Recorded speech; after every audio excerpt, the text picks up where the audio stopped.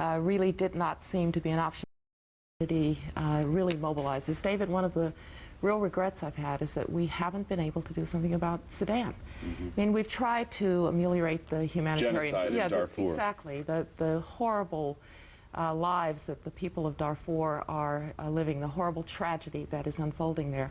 Now, it's true, we've been able to do a lot about the humanitarian situation. We've even been able to support getting some peacekeepers onto the ground, and where there are peacekeepers, there's less violence. But we could have done so much more. Why didn't we act unilaterally? Well, the president considered it. He thought about it. He thought about what we could do unilaterally. But in fact, instead, we've tried to mobilize the international community and international opinion. And frankly, given that just a couple of years ago at the UN, the leaders of the world stood up and said, we have a responsibility to protect if a government will not protect its own people. And then we've had trouble getting anybody to do anything about it. The United States has, by the way, imposed unilateral sanctions in Sudan. We have been the country that's been the most active in resisting calls to interfere with the International Criminal Court investigation of the leadership there, despite the fact that we're not members of the International Criminal Court. So I think we've done a lot unilaterally, but we could have done a lot more if the international community were better mobilized. Isn't it amazing, in the last 16 years of American leadership, 2 presidents, 2 big regrets stand out, Rwanda and Darfur, the failure to prevent and protect innocent people from genocide. Look at Saddam Hussein's record of really genocide inside of Iraq. What he did to Shia populations, to Kurdish populations, actually using weapons of mass destruction. Look at what the Taliban did to populations in Afghanistan.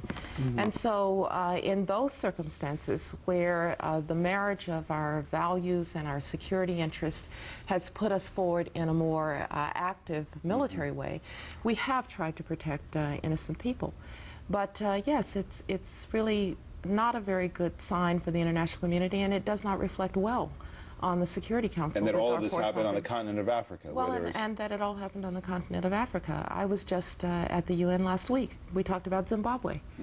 This is another circumstance in which the international community, most of it, including, by the way, several African states, Botswana, the leadership of Kenya, and others, are saying that the regime of Robert Mugabe has got to go. You have a cholera epidemic there. You have humanitarian disaster in terms of food. You have the goons of the Mugabe regime going around and detaining people and frightening people, terrorizing people.